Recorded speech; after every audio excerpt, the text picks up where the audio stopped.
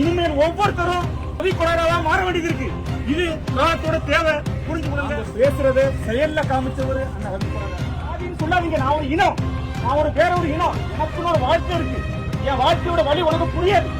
என் வாழ்க்கையின் வழி எனக்கு தான் புரியும், என் மக்களுக்கு தான் புரியும். அதனால நாம அந்த வழியை உள்வாங்கணும். பேராபத்தை நோக்கி சென்றுட்டு இருக்கோம். எல்லாரும் செயல்ல இறங்க வேண்டியது இருக்கு.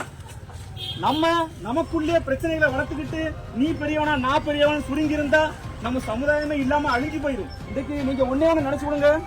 இந்த உலகத்திலே மீனவ மக்கள் கடற்புற சென்று வாழ்ற வாழ்க்கை உலகத்துல எவனுமே வாழ முடியாது. வாழ்க்கையை வாழ்பவன் மீனவன்.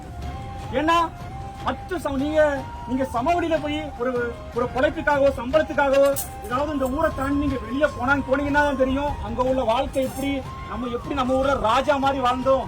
இப்படி ஒரு கூனி குறுகி அடுத்தவங்க அடிமை மாதிரி போயிட்டா. அடிமைனா என்ன, அகதினா என்னன்ட்டு நீங்க இந்த மண்ணை தாண்டி வெளியே போனாதான் தெரியும். சங்க இலக்கியத்துல மரத்தமிழன் ஒரு வார்த்தை, மரத்தமிழன் மரவன்னா என்னன்னா வீரன் அர்த்தம்.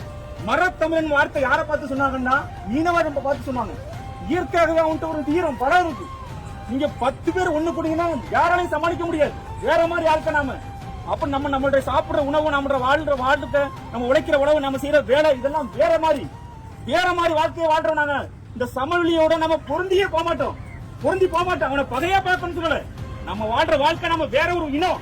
நம்ம ஜாதிங்கிற வட்டத்தை வசிக்க கூடாது. நெய்தல் என்பது ஒரு இனக்கூட்டம். சமீபத்தில் கூட ஒரு பதிவு ஒரு பிரசங்கத்துல ஒரு ஃபாதர் பேசினாங்கன்னு ஜாதியை பற்றி பேசிட்டாரு. நம்ம ஜாதி கிடையாது. நெய்தல் என்பது இனக்கூட்டம்.